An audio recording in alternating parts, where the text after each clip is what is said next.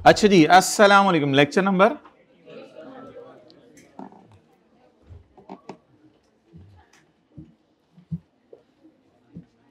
आज हमने वो भी करना है, पर्चियां डाल के देखने के कंसोलिडेशन के कौन कौन से सवाल रह गए हैं और कौन सा करना है। पहला हो गया, दूसरा हो गया, तीसरा हो गया, चौथा हो गया, पांचवा भी हो गया, कुछ कह रहे हैं, सातवां भी हो गया, 11वां भी हो गया।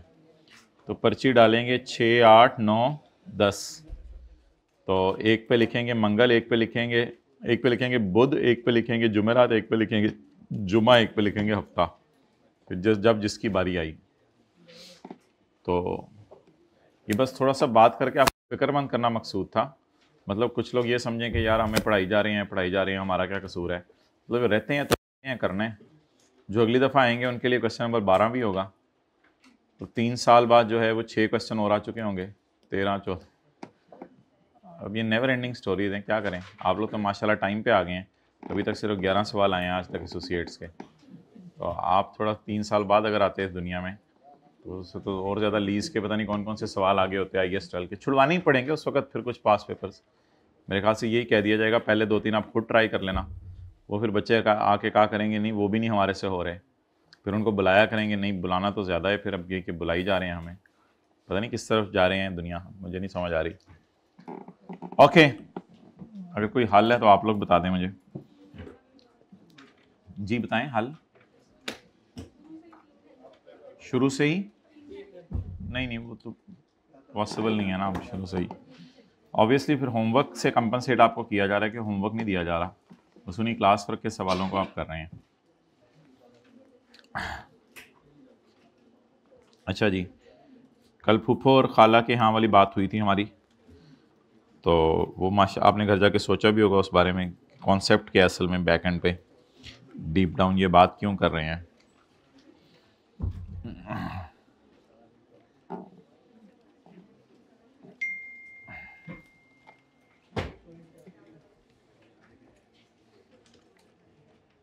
ओके ठीक है जी, हाइब्रिड में मोबाइल यूज़ कर लें तो फिर हम आगे चलते हैं।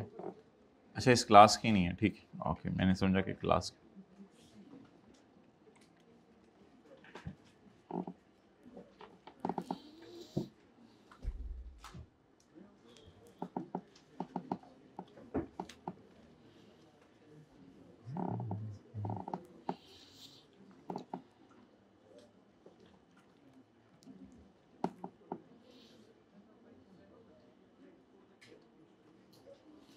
पेज नंबर 239 निकालें।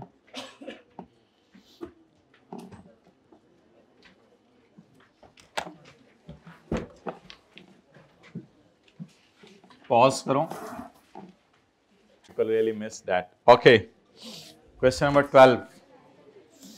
आज तो हमारा पार्ट बी होगा ना, अगर उसके बाद टेस्ट की डिस्कशन के लिए कुछ 7-8 लोग बैठ गए तो फिर उनसे कुछ गपशप लगा लेंगे। The draft statements of financial position as at 31 December 2016 of 3 page number 239। अच्छा आज हम एक ऐसा सवाल करने लगे हैं जिसमें ऑलरेडी सब्सिडरी अपनी किताबों में रिवैल्यूएशन मॉडल यूज कर रही है और ऑलरेडी एसोसिएट अपनी किताबों में रिवैल्यूएशन मॉडल यूज कर रहा है। तो फिर ऐसी सूरत में हमें asset debit revaluation surplus in working one credit वाली जर्नल एंट्रीज नहीं करनी पड़ेंगी। क्लियर? चलें। हीलियम, सल्फर एंड आर्सेनिक,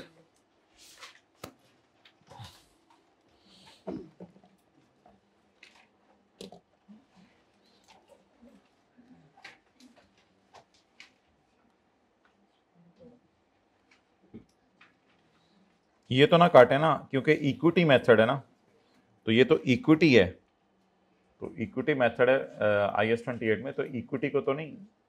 हो गया था IFRS 9 का क्वेश्चन नंबर 5 का 1 वॉल्यूम 1, हाथ खड़े नहीं किसी ने ट्राई किया हो गया था। ओके चलें जी, बताएं भाई property plant and equipment 865 plus 290 investment in sulphur कितनी 75 investment in arsenic What a beautiful change of the day. Alhamdulillah बोलो. Investment in associate. German king को पैसे दिए हैं. Current assets plus 50. And next, with this speed we will go share capital. It is but natural. I have no right to interfere. Retained earnings.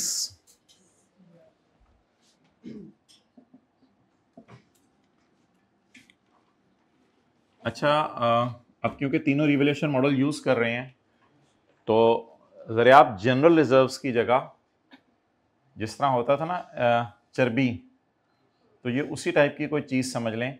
Revaluation surplus को आज हम चर्बी की तरह ही ट्रीट करेंगे, उसके लिए अलग अकाउंट बना लेंगे. तो ये तो होगी SRE, लेकिन इसके नीचे हम एक वर्किंग करेंगे नई SRS, जैसे होता था ना सब्सिडरी कैपिटल रिजर्व्स, तो SRE SRS. और इधर भी बता दें चर्बी टाइप चीज है रिवैल्यूएशन सरप्लस, अगर किताबों में ऑलरेडी नजर आ रहा है CRE और CRS. तो उधर कैपिटल रिजर्व्स थे, यहां रिवैल्यूएशन सरप्लस है, उसी टाइप की चीज है, उससे डिफरेंट नहीं है, ऐसे टाइम ही ज़ाया होना है. लेकिन इधर कोई नई वर्किंग बनाने की जरूरत नहीं है. इधर पोस्ट पैट आता है, पोस्ट RE और पोस्ट रिवैल्यूएशन सरप्लस आ जाएगा. इधर कोई वर्किंग नई बनाने की जरूरत नहीं है. चले 650, 180 और 100. 650, 180 और 100.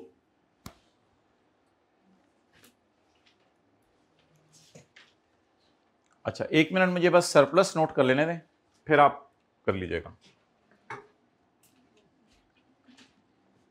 पेरेंट का रिवैल्यूएशन सरप्लस बताएं 200. इसका मतलब है पेरेंट अपनी सेपरेट फाइनेंशियल स्टेटमेंट में रिवैल्यूएशन मॉडल यूज करे.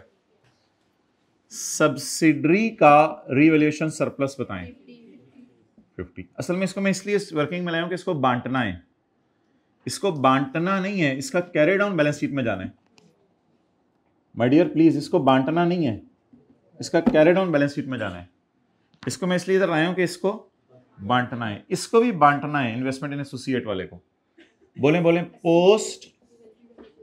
अल्हम्दुलिल्लाह ये वर्किंग किसी हद तक हमने पास पेपर के क्वेश्चन 1 में की थी, लेकिन वो 2.5 साल का सरप्लस नहीं था, मजबूरन 1 साल का सरप्लस ही हमने वहां डाल दिया था. पोस्ट रिवैल्यूएशन सरप्लस जी, क्लोजिंग 80. चलें जी, यहां तक सारी फिगर्स नोट कर लें. करंट लायबिलिटीज मुझे लिखवा के.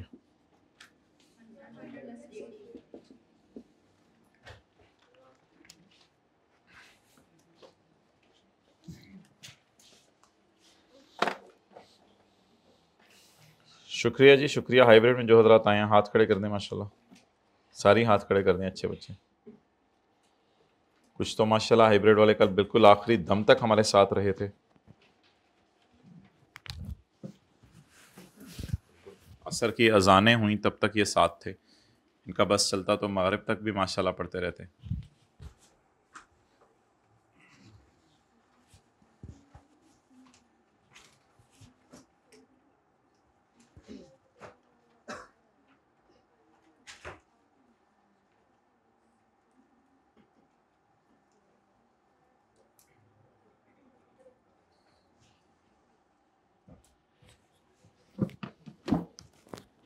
ओके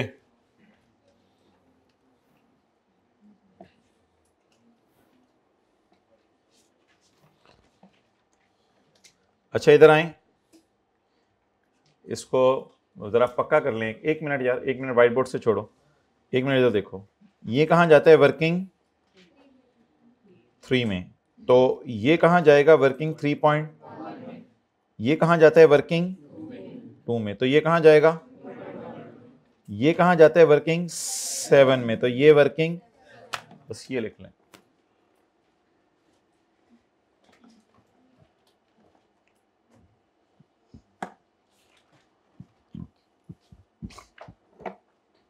ओके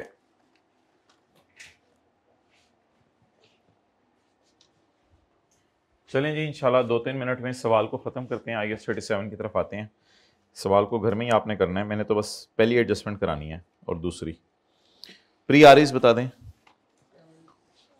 70 और 20, 70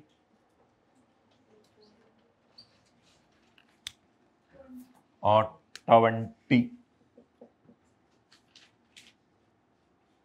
लेकिन साथ ही इसकी डबल एंट्री करवा दें इनटू 30%, 20, 24 जी। ARE कितनी आ गई? 24।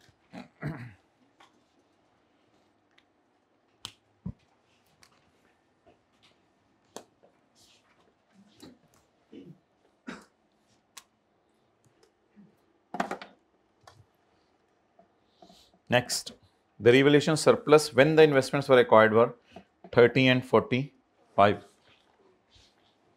अब इसकी एंट्रीज करनी है, डबल एंट्री। एसेट अकाउंट को मैंने हिट करना है इनमें, नहीं वो तो ऑलरेडी रिवैल्यूड अमाउंट्स पे पड़े हुए हैं। तो फिर asset debit surplus in working 1 credit और फिर एक्स्ट्रा पे डेप्रिसिएशन चार्ज करना, इन चक्करों में अब नहीं पढ़ना, बिकॉज ये ऑलरेडी किताबों में तीनों की क्या यूज हो रहा है? Revaluation model. तो बस ठीक है, अब आप मुझे बता दें इसका प्री कितना है? बिल्कुल चर्बी की तरह इधर ले जाएं बस, RS 30। इसकी डबल एंट्री में इधर कर रहा हूं या एसेट अकाउंट में कर रहा हूं? इधर कर रहे हैं, इसको नहीं एसेट अकाउंट में लेके जाना, ऑलरेडी सरप्लस। बस 50 आ जाए इसका सरप्लस, 30 उस वक्त था, 20 हमारा है अब नए ओनर्स का। इसका भी बता दें, क्लोजिंग माइनस प्री, लेकिन प्लीज साथ 30%, 10.5। इसमें थोड़ी हेल्प आउट कर दें, ये कहां जाना है? 10.5। एक्सेलेंट। CRS में कंसोलिडेटेड रिवैल्यूएशन एक क्लास थी, पास्ट पेपर का क्वेश्चन नंबर 4 था या पता नहीं कौन सा था। मैं मजबूरी में इसको यहां ले गया था क्योंकि पेरेंट का सरप्लस कोई था नहीं, वो मजबूरी में लेके गया था। तो वो माजरत असूली तौर पे ये इधर ही जाना चाहिए। ये किसका सरप्लस है? पेरेंट का। थोड़ी देर में यहां से किसका पहुंचने वाला है? सब्सिडरी का। और अब किसका पहुंचा दें? एसोसिएट का। एसोसिएट RE या एसोसिएट रिवैल्यूएशन सरप्लस 10.5।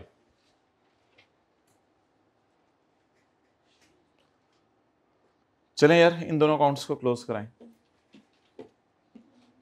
इन दोनों अकाउंट्स को क्लोज कराएं। CRE NCI 110 तो मुझे पता है ना, 60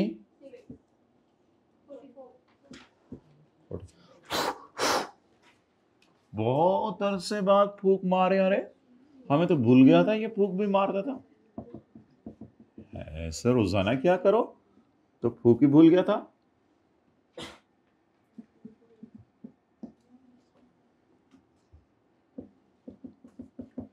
NCI वर्किंग 1 वाली फिगर अभी मुझे नहीं पता, तो SRE 44। हाँ जी, क्या एडजस्टमेंट SRE में कोई है? एडजस्टमेंट है इसमें कोई? एडजस्टमेंट है इसमें कोई? यार मुझे पता है, मैं कई सालों से सवाल करा रहा हूँ, सब्र कर दें, मुझे पता था आ गया। ये तो वैसे ही एडजस्टमेंट मैंने आपको 1-2 मिनट में करा देनी थी।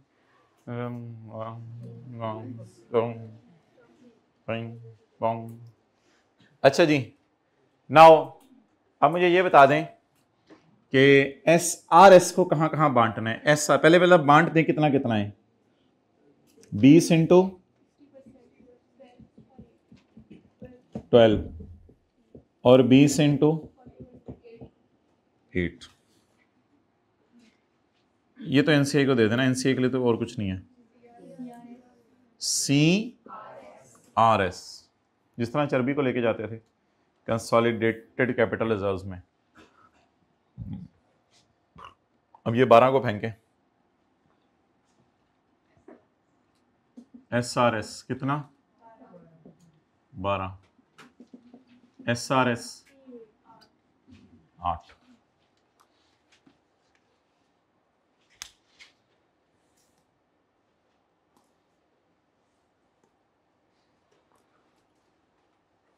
बस अब बाकी सवाल आप लोगों ने खुद ही करने। मुझे जो नया अकाउंट आज खुला है उसका कैरी डाउन बता दें। 222.5।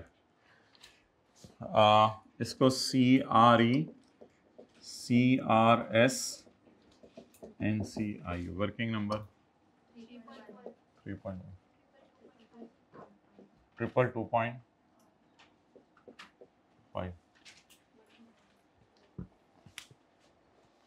बस बाकी सवाल खुद ही कर लीजिएगा।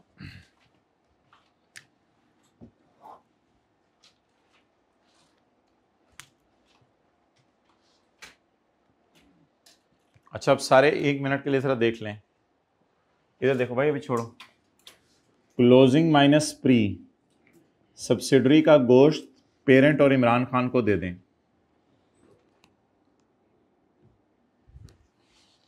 क्लोजिंग माइनस प्री, सब्सिडरी की चर्बी, बकरी की चर्बी पेरेंट और इमरान खान को दे दें। लेकिन एसोसिएट की चर्बी, एसोसिएट की चर्बी, ये बकरी नहीं है, ये मुर्गी है। मुर्गी में चर्बी थोड़ी सी शायद हो। एसोसिएट की चर्बी सिर्फ पेरेंट को दे दें, एनसीए को ना दे दीजिएगा। डन। अब देखें कितना खूबसूरत हो गया है। ये हमारा सरप्लस, ये सब्सिडरी के सरप्लस का 60% और ये एसोसिएट के सरप्लस का 30%। तो it is now called as consolidated surplus. ये कंसोलिडेटेड सरप्लस है। सवाल खत्म हुआ।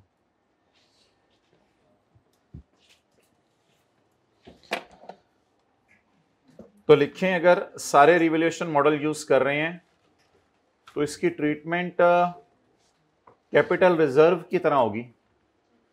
अगर सारे रिवैल्यूएशन मॉडल यूज कर रहे हैं तो रिवैल्यूएशन सरप्लस की ट्रीटमेंट कैपिटल रिजर्व की तरह होगी।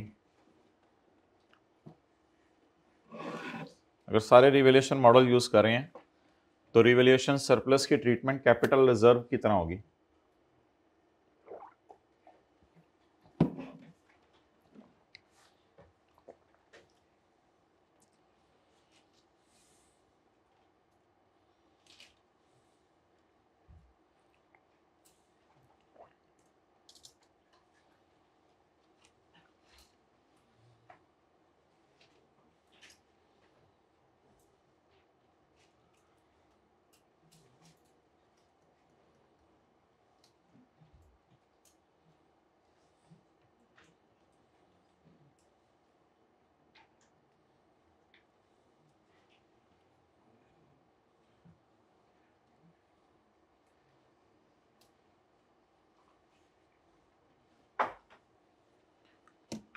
ओके,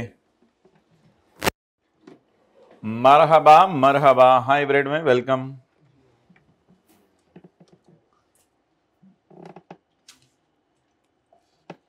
जी, P2S S2P सोल्ड अनसोल्ड नील, इसलिए बैलेंस शीट के एतबार से इसकी एडजस्टमेंट नहीं होगी। तो फिर इसका भी कोई ज़रूरत नहीं है। अच्छा, अब अगला बताएं भाई, amount receivable slash payable eight. अच्छा, ये ICAP ने अपनी किताब में इस तरह का सवाल एक डाला था, तो मैंने अब ये टेबल बनाया है, इसका ज़रा बताएं क्या करना है। ये ए नहीं है, कैंसिल करने हैं माय डियर, कैंसिल करने हैं, लेकिन कितने से कैंसिल करें?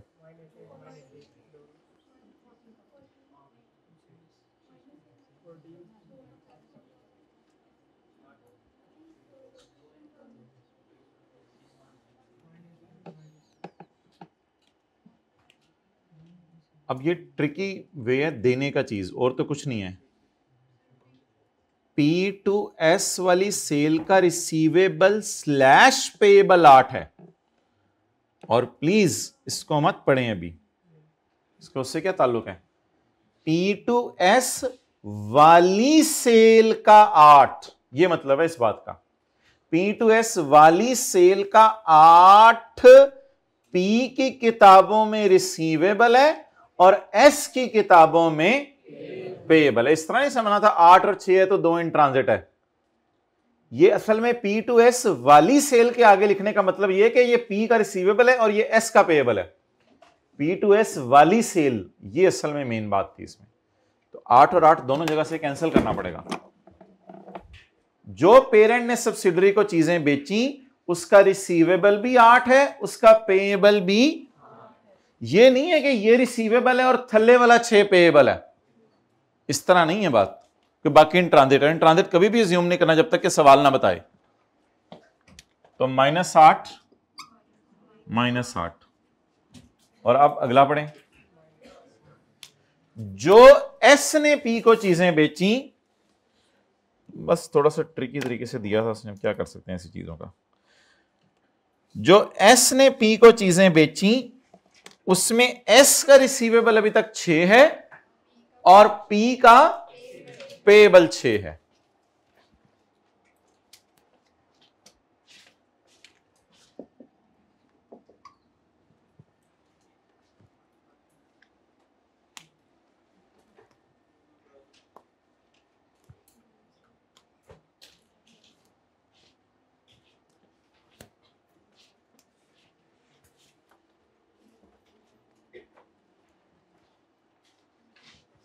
तो ये एडजस्टमेंट भी हमारी पोस्ट हो गई।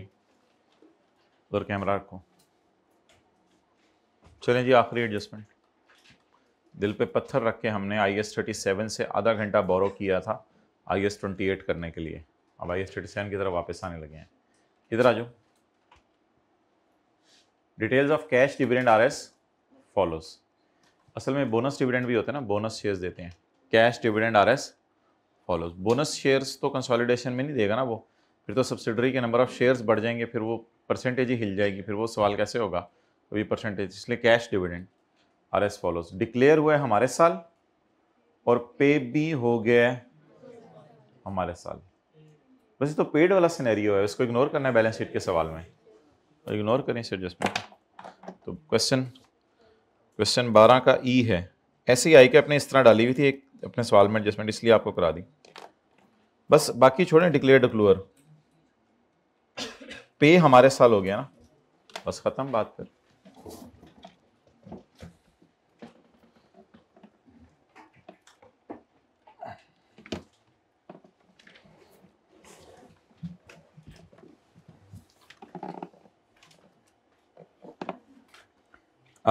ये जरा हाईलाइट कर लें। कल एक क्वेश्चन हमने करना है, इसका सॉल्यूशन दिया हुआ है। कल एक क्वेश्चन करना है 13। फिर एक बात आपको समझ आएगी कि अगर P रिवैल्यूएशन मॉडल यूज करे और S कॉस्ट मॉडल यूज करे तो क्या करना है। आज हमने क्या कॉन्सेप्ट किया है, P एंड S दोनों रिवैल्यूएशन मॉडल यूज करें।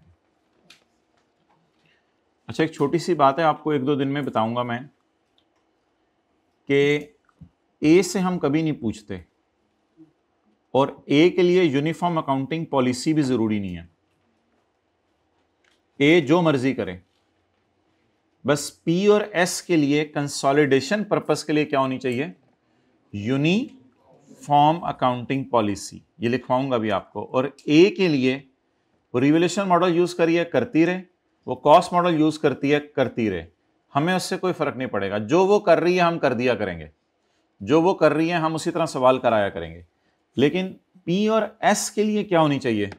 Uniform accounting policy. क्योंकि जिन्होंने एक लेक्चर अटेंड किया था थ्योरी का, उसमें मैंने पढ़ाया था कि सब्सिडरी अपनी सेपरेट फाइनेंशियल स्टेटमेंट में अगर कुछ और कर रही है और पेरेंट कुछ और कर रहा है, तो कंसोलिडेशन करते हुए सब्सिडरी को वही करे जो किसने किया है? पेरेंट ने किया।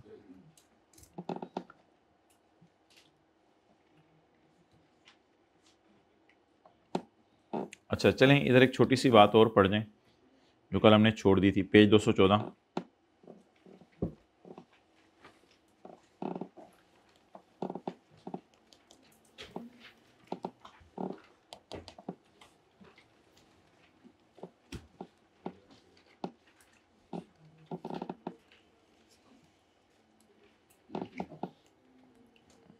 ओके,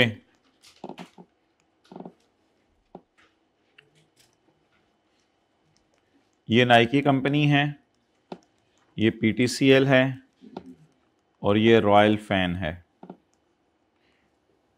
ये इसका एसोसिएट है क्योंकि इसने इसके 30% शेयर खरीदे हुए हैं और इसने इसके 90% शेयर खरीदे हुए हैं। पीटीसीएल, तुम एसोसिएट की कंसोलिडेशन ना करो। एक दफा हमने पढ़ा था ये कॉन्सेप्ट, तो उसमें हमने कहा था पीटीसीएल तुम यू फोन की कंसोलिडेशन ना करो। तो पीटीसीएल तुम एसोसिएट की कंसोलिडेशन ना करो अगर 4 बातें साबित हो जाएं। आपको याद होगा शायद ये 4 बातें। अगर पीटीसीएल तुम खुद किसी की सब्सिडरी हो, तुम खुद किसी की सब्सिडरी हो, और दूसरी बात हमने ये पढ़ी थी कि पीटीसीएल तुम स्टॉक एक्सचेंज के अंदर लिस्टेड ना हो और ना होने के प्रोसेस में हो। और तीसरी बात हमने ये पढ़ी थी कि पीटीसीएल अपनी financial statements securities and exchange commission को जमा नहीं करवाता, ना करवाने का प्रोग्राम है। और चौथी बात ये पढ़ी थी कि फिर तुम मान जाओ तुम इन सबको कंसोलिडेट करोगे। अगर ये 4 बातें पूरी हो जाएं तो you can skip consolidation. PTCL को कंसोलिडेटेड फाइनेंशियल स्टेटमेंट बनाने की जरूरत नहीं है। पहले पढ़ लें, फिर उसके बाद जो है वो मैं नोट करने दूंगा diagram. A PTCL need not apply the equity method to its investments if entity is a parent, that is if PTCL is a parent, अगर PTCL पेरेंट है और एग्जेम्प्ट है कंसोलिडेशन उसमें IFRS 10 में भी, और if all of the following 4 conditions are met. वो कौन कौन सी? पीटीसीएल खुद होली ओन्ड सब्सिडरी है या पार्शली ओन्ड सब्सिडरी है? किसकी? नाइकी की। एंड इट्स अदर ओनर्स, हो सकते हैं इंजमाम ने भी इसमें कुछ शेयर खरीदे हो, पता नहीं, पीटीसीएल के अदर ओनर्स भी होंगे। एंड इट्स अदर ओनर्स, पहले समझ लें फिर नोट कीजिएगा। एंड इट्स अदर ओनर्स, ये काट दें। एंड इट्स अदर ओनर्स इंजमाम हैव बीन इन्फॉर्म्ड अबाउट, उसको बता दिया है कि हमने कंसोलिडेशन नहीं करनी। एंड डू नॉट ऑब्जेक्ट, और उसको कोई एतराज नहीं कि PTCL not applying equity method. PTCL equity method अपनी किताबों में नहीं लगा रहा, तो खैर है, इंजमाम को बस बता दें। पीटीसीएल के डेट या इक्विटी इंस्ट्रूमेंट स्टॉक एक्सचेंज में ट्रेड नहीं हो रहे, और पीटीसीएल फाइल नहीं करती, ना फाइल करने का इरादा है अपनी financial statement securities exchange commission of Pakistan को या कोई भी रेगुलेटरी ऑर्गेनाइजेशन उस मुल्क में।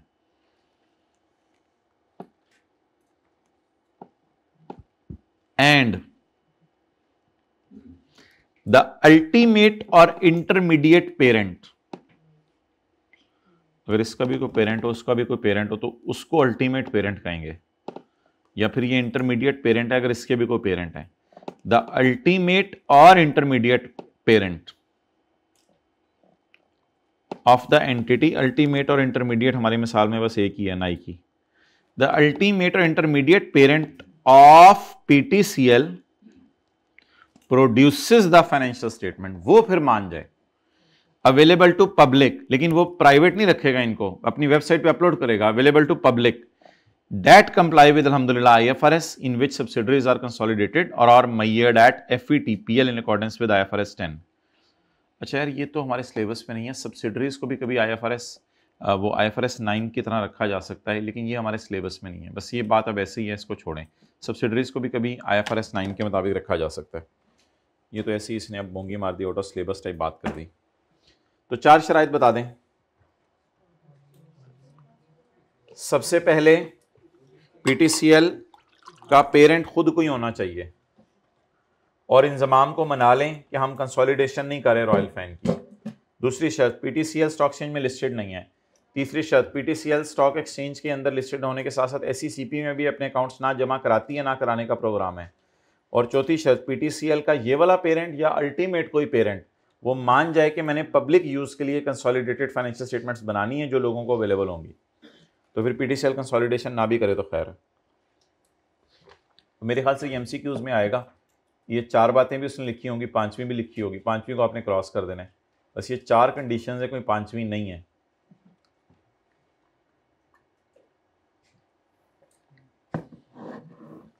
और रट्टे में तो नहीं पूछेगा वो, पता नहीं पूछ भी ले तो हल्का फुल्का फिर इंग्लिश लिख के आनी पड़ेगी।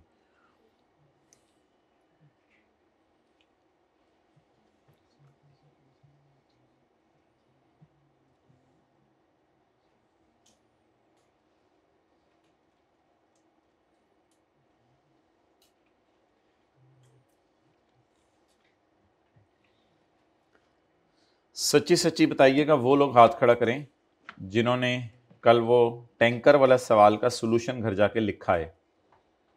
बस देख लें, सिर्फ 20% बच्चों ने हाथ खड़े किए हैं। इससे ज़्यादा बुरा सलूक आपने करना है आने वाले दिनों में IAS 37 के साथ। मैं आपको लिख के दे रहा हूँ, इससे ज़्यादा बुरा।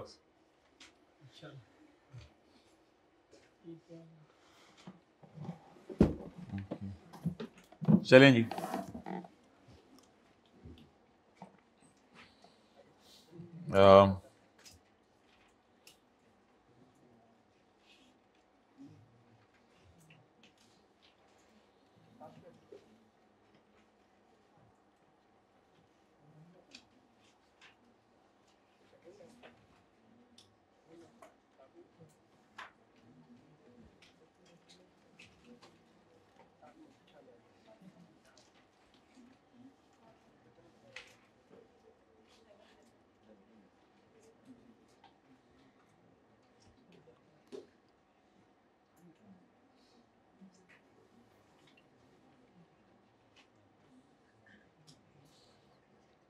तो मार्च 23 तक का बना हुआ है ये, मार्च 23 तक का।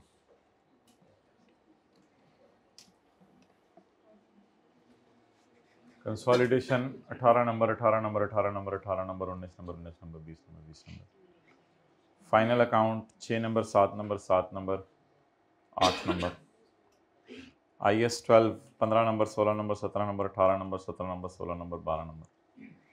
IFRS 16 17 number 9 number 15 number 16 number 20 number 15 number 7 number. IAS 38 8 number 9 number 7 number 8 number 15 number 15 number. IAS 1037 9 number 4 number 8 number 15 number 8 number 7 number 19 number 17 number. Latest attempts जो दोनों हैं उनमें तो 15 नंबर का आया है। IFRS 15 revenues 9 number 16 number 9 number. ये तो सिलेबस में ही अभी आया था थोड़ा अर्सा पहले। और ये वो टॉपिक्स हैं जिनमें से 8 नंबर से ऊपर का सवाल नहीं आता। ये छोटे टॉपिक्स हैं। IAS 41 वो जो एक सवाल आया था पता नहीं गाय बफलो वाला कौन सा, उसके लिए चारा मंगवाया था बाहर के मुल्क से, ये वाला सवाल है। उसके बाद जो है वो IAS 21 IFRS 8 और IFRS 9 शॉर्ट टॉपिक्स में ज़्यादा टेस्ट कर रहा है वो, और एथिक्स। आपके अटेम्प्ट का पैटर्न इंशाल्लाह अगलों को बना के सितंबर 23 का भी बना हुआ है, नज़र आ गया होगा कुछ लोगों को। Consolidation final account IAS 12 IFRS 16 जो लोग छोड़ के जाते थे ना स्टैंडर्ड के 38 छोड़ जाते हैं, उसने सबको ही टेस्ट कर लिया। आ जाओ फिर सारे ही आ जाओ। और जो कहते थे IFRS 9 का सवाल आता है, उन्होंने फिर IFRS 8 का डाल दिया। कहते तुम अपने पैटर्न, मेरा पैटर्न है, फिर you cannot skip anything. Okay,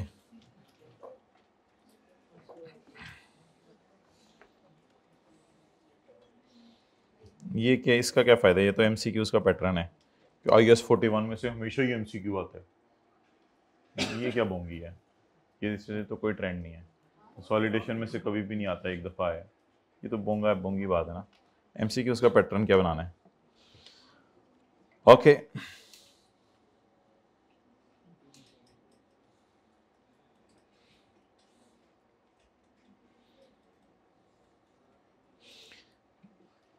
the current result of 42% represents a significant improvement compared to both previous sessions. 100 में से 42 बच्चे उठाने का मतलब है कि 10 बैठे हुए हैं जो एक रो में, 1 2 3 4 5 10, उसमें से 4 उठाने। और किसी रो में अगर 5 बैठे हुए हैं तो उसमें से 2, देखें ज़रा दाएं में 5 बैठे हैं, उसमें से 2 उठाने हैं उसने। 5 ये कर रहे हैं वो, अब मैं ये तो कर रहे हैं वो। लेकिन आप लोग तो माशाल्लाह ओवरऑल कॉलेज लेवल पे सोच रहे हैं ना कि, या ओवरऑल लाहौर लेवल पे, ओवरऑल लाहौर लेवल में सारे इधर से उठा लेने हैं। आप तो ऐसे सोच रहे हैं ना, लेकिन मैं तो ग्राउंड रियलिटी की बात कर रहा हूँ कि आपको पढ़ेंगे तो फिर आप उनमें से होंगे। Although examinees who did not pass the exam performed well, इन तरह करना उन इस तरह कमेंट आप देखें हमारे से खेल रहे हैं। Although examinees who did not pass performed well, अब ये क्या बातें कर रहे हैं? अब फेल तो हो गए ना on a few questions. They were unable to achieve satisfactory results on the others. It is important, कहते मेरा कोई पता नहीं दुनिया से चला जाऊँ, it is important to note that, जाते जाते सुन लो, that past papers can be helpful in preparing exam but they should not be relied upon. ठीक है, इसी तरह कभी अगली दफ़ा कमेंट आएगा, teacher is helpful but that is not to be relied upon exclusively, as the current exam may cover topics or variations that have never been covered in past papers. उसने ये नहीं लिखा that have never been covered in syllabus, syllabus के अंदर ही रहता है, लेकिन past paper से हट के भी सवाल पूछ सकते हैं। जो चीज़ें पढ़ाई जा रही हैं, कई ऐसी चीज़ें हैं, मिसाल के तौर पे ऐसे मिसाल दूं, ग्रॉस रिप्लेसमेंट मेथड, वो कभी पेपर में नहीं आया, कराया तो है आपको लेकिन पास्ट पेपर में नहीं आया, वो भी आ सकता। तो कोई भी ऐसी चीज़ जो हमने पास्ट पेपर में ना की हो वो आ सकती है अगर क्लास में कराई हो, ये कहने का मकसद है उसका। अच्छा जी,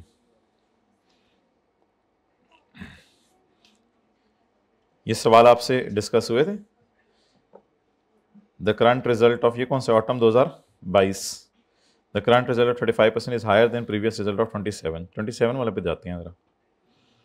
जब उसने 10 में से 2 उठाए एक रो में से, 3 के चलो कर लो, 1.5 10 में से 2.7 बच्चे उठाए।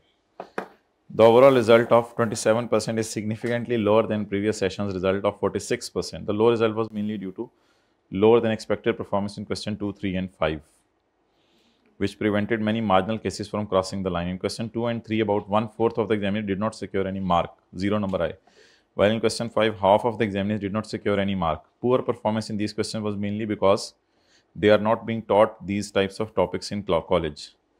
Because questions had been examined in a different way and all areas were not studied in on the assumption that these topics could not be examined. Despite poor result, there were many examiners who secured marks in 80s. Alhamdulillah, certificate of जिसका gold medal आया था, he got 90 marks. तो उसके 90 marks आए थे। अच्छा जी, साथ वाले को देखें, ऐसे भी लोग होते हैं यार दुनिया में, 100 में से 90 नंबर लेने वाले। अच्छा, क्वेश्चन नंबर 2 देखना है हमने, 3 देखना है और 5 देखना है, स्प्रिंग 2022 का।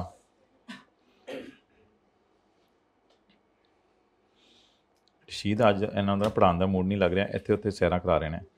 कौन सा है स्प्रिंग 2022, कौन सा होता है? मार्च 2022 होता है ना। क्वेश्चन नंबर केड़ा केड़ा सी? 2, 3 और ये तो IFRS 15 का है। क्वेश्चन नंबर 3, ये जो कल होमवर्क में दिया था, ये जो कल होमवर्क में दिया था, 3 और 5 भी फाइनल अकाउंट के अनलकीली हम फिर देख नहीं सके इन चीज़ों को। ये चीज़ें सारी कराई जाती हैं, फाइनल अकाउंट में भी कराई जाती हैं, लेकिन पास पेपर में कभी नहीं आई थी, तो इस वजह से फिर वो परेशान हो जाते हैं बच्चे।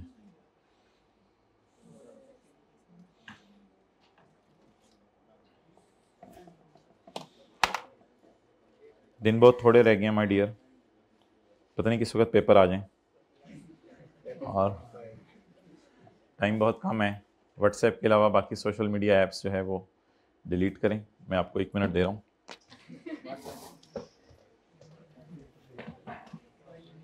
जल्दी करें माय डियर, प्लीज़ मोबाइल्स निकालें, टाइम बहुत कम है।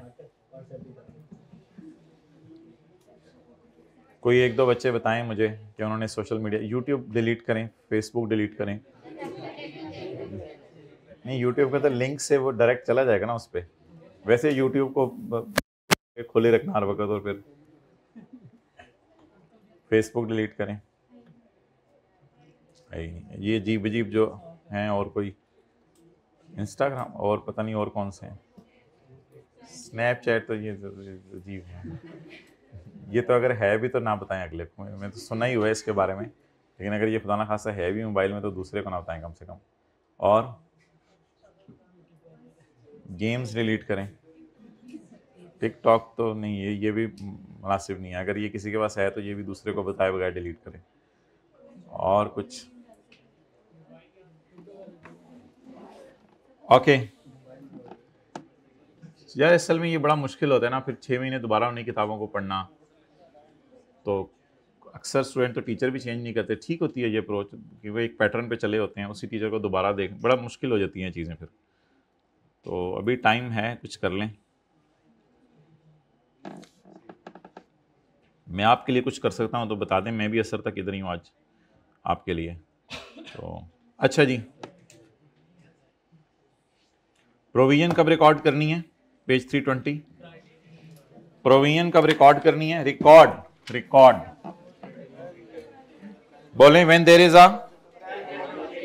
As a result of past event, it is probable that outflow of resources will be required.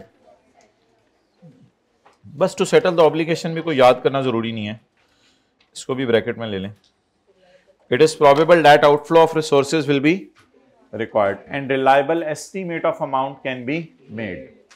Amount का रिलायबल एस्टीमेट हो सके। अगर ये तीनों बातें पूरी हो गई हैं तो फिर कहानी का मेन थीम ये है कि आपके ऊपर बोझ भी पड़ गया है, लॉयर कह रहे केस हारने का चांस भी है, और अमाउंट का भी पता है। कहते हैं अब मुझे कोई वजह लग नहीं रही कि आप लायबिलिटी रिकॉर्ड ना करें, तो ये बेहतरीन मौका है लायबिलिटी रिकॉर्ड करने का। अपनी फाइनेंशियल स्टेटमेंट्स में एंट्री करें, expense debit and payable credit. ये पेएबल कोर्ट केस का भी हो सकता है, किसी भी चीज का हो सकता है। ओके, जो हम पढ़ते रहें बस उसको टिक करते रहा करें। बाकी बहुत सी चीजें ऐसी उसने बिला वजह किताब में डाली हुई हैं जिनका फायदा कोई नहीं है। जी एक ही चीज है। The following information pertains to Jamil limited, एक ही for the year ended 31 December 2014। In December 2014 हमारे साल के आखिरी महीने एक citizen committee of the area met with the directors of company.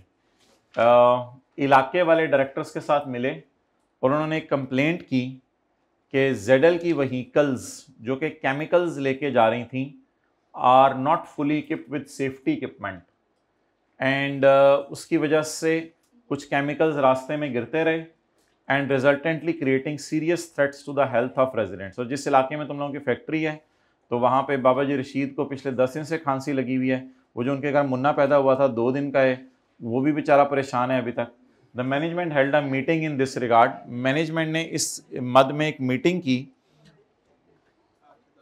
भाई अब वो छोड़ दो ना वाइट बोर्ड का लिखना, इधर देखो। मैनेजमेंट ने एक मीटिंग की साल ख़त्म होने से 5 दिन 6 दिन पहले, और मैनेजमेंट ने अल्हम्दुलिल्लाह फैसला कर लिया है to install the safety equipment in its vehicles. और हमने फैसला कर लिया है कि हम इस सेफ्टी इक्विपमेंट को इंस्टॉल करेंगे, और उसका कॉस्ट रिलायबल एस्टीमेट भी लग गया। तीसरी कंडीशन, रिलायबल एस्टीमेट भी लग गया 25 मिलियन का। वैसे हमारे पर लीगल ऑब्लिगेशन कोई नहीं है, क्योंकि इलाके वालों ने इल्ज़ाम लगाया, हुकूमत ने आके इल्ज़ाम नहीं लगाया। हुकूमत कहती है जितने मर्जी केमिकल गिराओ, पूरा पाकिस्तान डस्टबिन है। जहाँ मर्जी जूस का डब्बा फेंके, जो मर्जी करें, क्लास के अंदर मूंगफलियाँ फेंकें, जो मर्जी करें, सब टू यू। मैनेजमेंट कहती है कोई मसला नहीं, वो हुकूमत कहती है कोई मसला नहीं। The company has no legal obligation, हमारी पब्लिश्ड पॉलिसी भी कोई नहीं है जो हमने कंस्ट्रक्टिव ऑब्लिगेशन बनती है जिसकी वजह से regarding installation of such equipment in its vehicle. लेकिन अल्हम्दुलिल्लाह we have decided to install. बताएं जी अब क्या करें।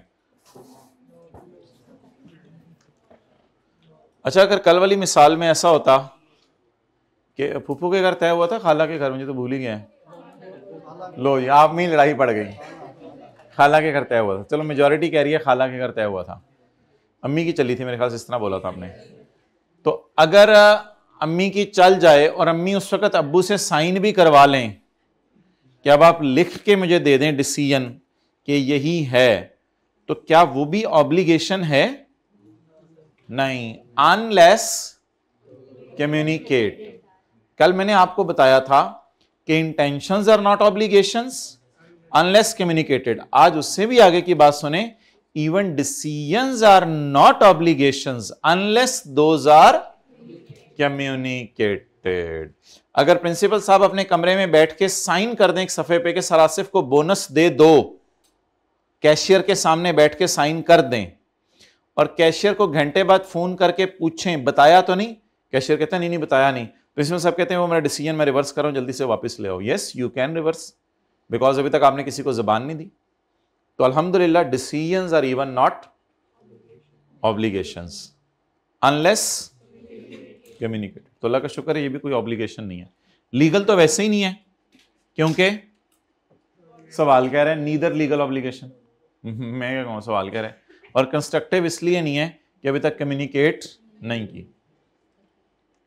तो for the year ended 31 December 2014 ZL is not required to make any provision for liability due to non-installation of safety equipment to its chemical carrying vehicles as there is no law requirement। कोई legal obligation नहीं है। ये देखो ना, and there is no constructive obligation, कोई constructive obligation नहीं है। Since ZL has neither a past practice nor any, आगे साथ आप ये भी लिख सकते हैं and has not given any current statement. बात लिखें, पूरी पिक्चर लिखें। तीन बातें पढ़ी थी ना, या पब्लिश पॉलिसी हो, या पास प्रैक्टिस हो, या करंट स्टेटमेंट हो, ये तीनों नहीं है। Although the decision has been made to install, cost would only be recorded on actual. Decision तो हो गया, ये लॉजिक जरा काट दें। Although the decision has been made on purchase to install the, but it is yet not communicated। अच्छा, conclusion क्या है हमारा? Not required to make any provision. हमारी बैलेंस शीट में कोई पेएबल्स नजर आ रहे होंगे? पेएबल्स नहीं, इन पेएबल्स को भी रिकॉर्ड करने की जरूरत नहीं है। ये तो कल ही वाली बात थी, हमने आगे चलाई थी। दूसरा पार्ट बना दो।